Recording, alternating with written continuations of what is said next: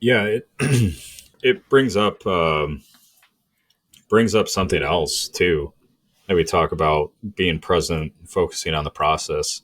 A lot of these things you haven't done before. It's going to be new to you, and we had said with the time on task or the experience and the knowledge that comes with you learn better. I read something before, and like people that try to quit smoking, they would feel like a failure because they went back to smoking.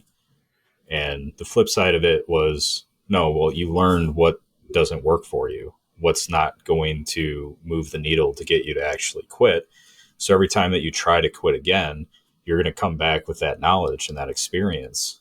And it's the same thing with anything that you're trying to do to get healthier. And if you haven't done it before, if you've tried and you failed, you come with that experience and that knowledge the next time that you try to do it.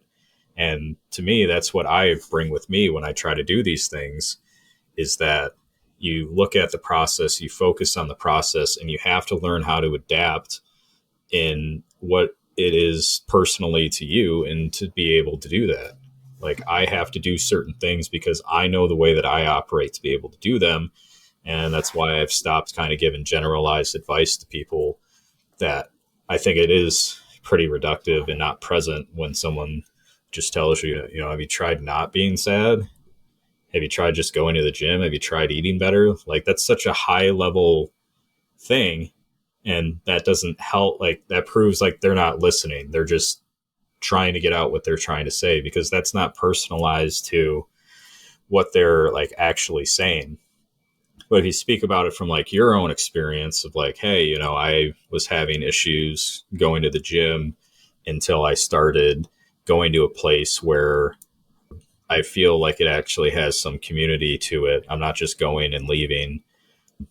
So have you seen or have you worked on or looked at, what you do enjoy about exercising and focus on that first? Or, what have you tried? What don't you like about it or something? Like those are very more qualitative conversations. Whereas I think quantitative is just like, well, have you tried going in the morning? Have you tried going at night? Have you well, you have to go at least 4 times a week.